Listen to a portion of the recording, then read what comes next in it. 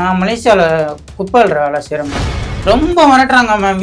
அங்கே காலை ஓடிக்கிறதுக்கு ரெடி பண்ணாங்க மேம். என் ஃபோன்லாம் பிடிங்கிட்டாங்க. கட்டை கம்பு எல்லாம் எடுத்துகிட்டு வந்தாங்க.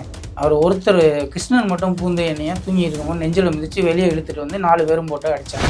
எல்லாம் கேட்டுட்டு ஊர் பேர் சொன்னோன்னே கிளம்பு, அதெல்லாம் மாப்பிள்ளை மச்சான் சண்டை, பிரச்சனையை சொல்கிறதுக்கு முன்னாலே நான் மாப்பிள்ளை மச்சான் சண்டை, நீ வெளியே போ, நீ வெளிநாடு போகணும், இல்லைனா ஓன் பாஸ்போர்ட்டை பிடிங்கி உன்னை இது பண்ணிடுவோம், ஓன் மேலே கஞ்சா வழக்கு போடுவோம்.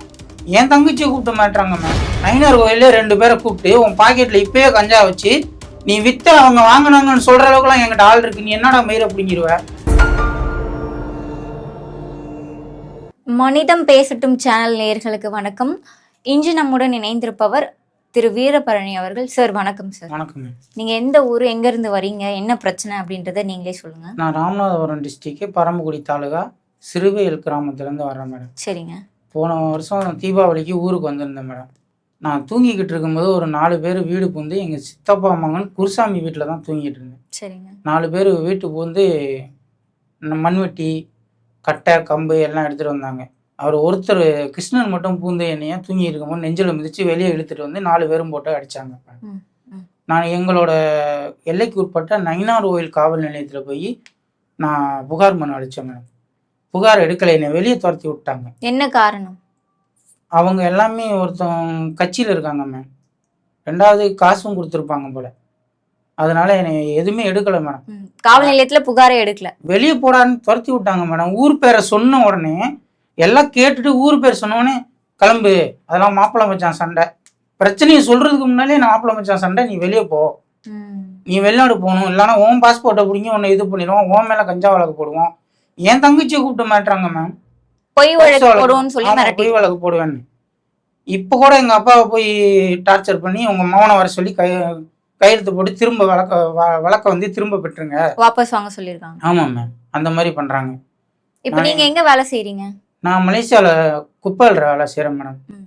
நான் ஒரு 13 வருஷமாக அங்கே தான் இருக்கேன் மேடம். என் பாஸ்போர்ட் வாங்கி செக் பண்ணால் கூட தெரியும், நான் எந்த பிரச்சனைக்கும் போகல, எதுக்குமே இது பண்ணல.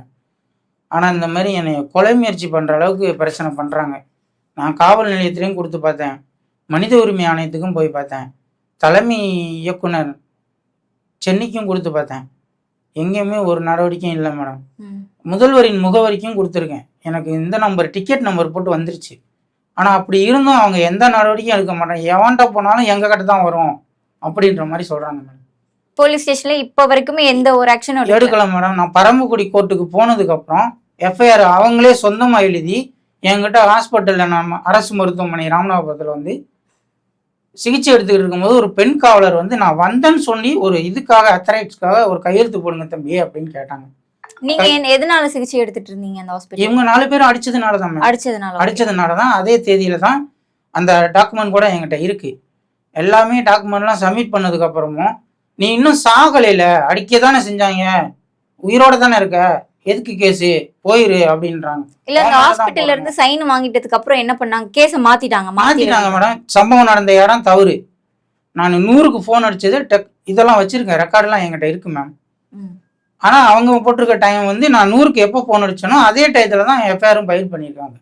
ஆனால் என் வீட்டில் அடித்த டயத்துக்கு நான் இது பண்ணி போனது வந்து 5:30 மணி, இவங்க எழுதுனது வந்து 4:30 மணி. சம்பவம் நடந்த இடம் தப்பு, பிரச்சனை வேற பிரச்சனைக்கு என் தங்கச்சி மக ஓடி போனது தான் பிரச்சனைன்னு சொல்லி அதை கொண்டு வந்து இதில் இது பண்ணிட்டாங்க. அவங்களே சொந்தமாக எழுதிக்கிட்டாங்க மேடம். நான் கொடுத்த ரிப்போர்ட்டே வேற.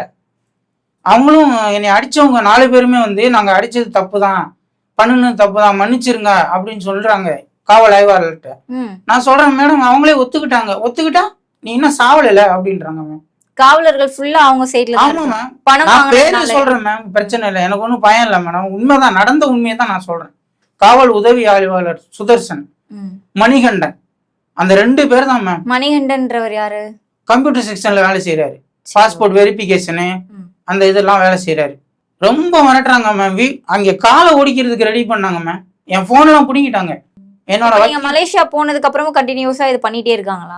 இந்த மாதிரி மலேசியா போனதுக்கு அப்புறம் என் வீட்டை மிரட்டுறாங்க, நீ அங்கே போயிட இங்கே போற, முதல்வர்கிட்ட எல்லாம் ஏன் போனேன், கலெக்டர் ஆஃபீஸ்லயும் கொடுத்துட்டேன், எங்க மாவட்ட கலெக்டர் ஆஃபீஸ்லயும் கொடுத்துருக்கேன், எல்லா இடத்துலையும் கொடுத்துட்ட, எங்களை இது பண்ற, எங்களை பகைச்சிட்டு நீ நிம்மதியா வாழ்ந்துருவியா, உன் குடும்பம் இங்கே தானே இருக்கு, உங்க அப்பா தூக்கி உள்ள வச்சுட்டு ஒன்னா இது பண்ண என்ன பண்ணுவோம். என் தங்கச்சியும் மிரட்டி போய் எழுதி வாங்கிட்டு வந்துட்டாங்க மேம். அதெல்லாம் இருக்கு அவங்க கிட்ட இருக்கு அந்த டாக்குமெண்ட். மிரட்டுறதெல்லாம் யாரு பண்றது?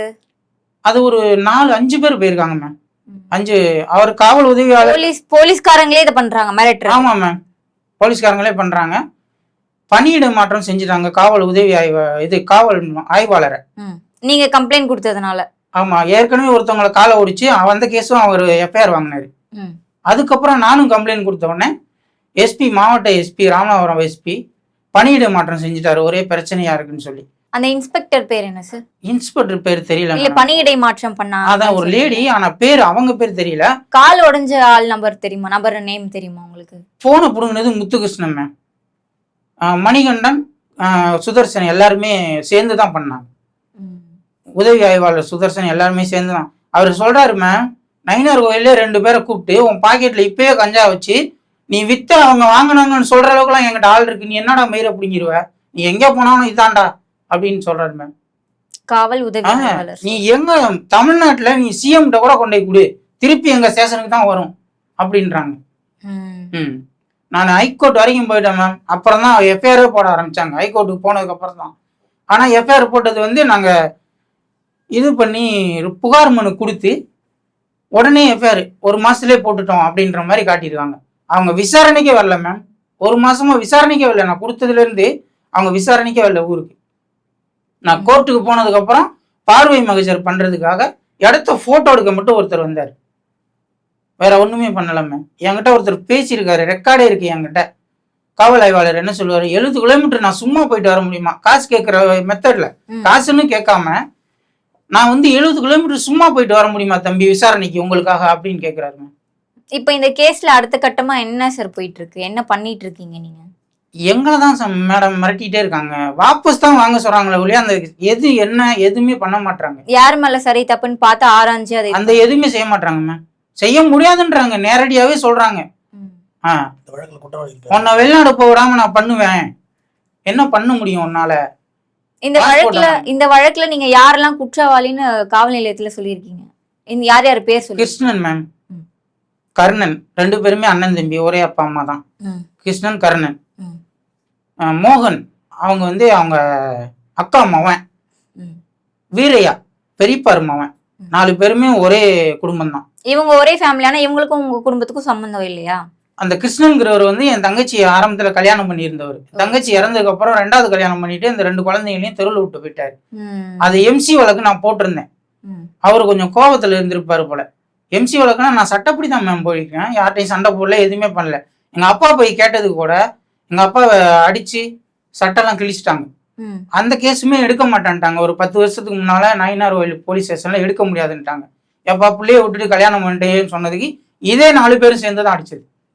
இப்ப நீங்க எம்சி வழக்கு போட்ட அந்த ஒரு கடுப்புல இவரும் அவங்க கூட சேர்ந்துட்டு உங்களை அடிச்சிருக்காரு. இவர் தான் மேடம் முக்கிய குற்றவாளியே.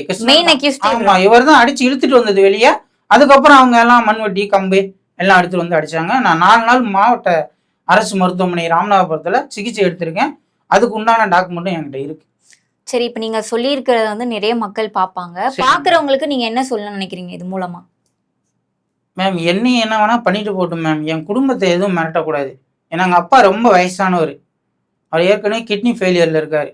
ஏதாவது மிரட்டி இது பண்ணி என் தங்கச்சி வேற வீட்டுக்கு வாழ போயிடுச்சு மேம், அதுக்கும் எங்கள் குடும்பத்துக்கும் சம்மந்தம் இல்லை, அதையும் மிரட்டுறாங்க.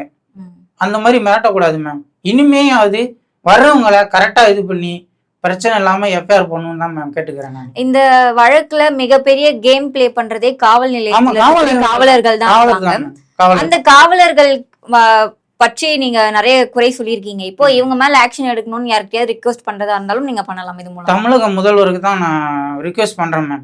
மாண்புமிகு தமிழ்நாடு முதலமைச்சர் ஜோசப் விஜய் சார் அவர்களுக்கு நான் வேண்டி விரும்பி கேட்டுக்கிறது, ராமநாதபுரம் போலீஸ் ஸ்டேஷனை பொறுத்தளவுல எல்லா போலீஸ் ஸ்டேஷனுமே நடக்குது சார், நீங்க தான் இதுக்கு ஒரு முடிவு எடுக்கணும். நான் நிறைய காவலர்களால் பாதிக்கப்பட்டிருக்கேன். அத்தனை காவலர்களையும் நீங்க கண்டிப்பா தண்டிக்கணும் சார். எனக்கு யாருமே இல்லை, நீங்க தான் உதவி செய்யணும். ஏன்னா ஊரே அவங்க பக்கம் இருக்கு. 15-20 பேர் கட்ட பஞ்சாயத்து பேசுறாங்க. போலீஸ் ஸ்டேஷன்ல விசாரணைங்கிற பேர்ல என்னை கூட்டிட்டு வந்துட்டு 15 பேரும் என்னை ஊரை விட்டு ஒதுக்கி வச்சிருன்னு சொல்றாங்க சார். நீங்க தான் சார் என்னை காப்பாற்றணும். நன்றி சார், தொடர்ந்து பேசலாம்.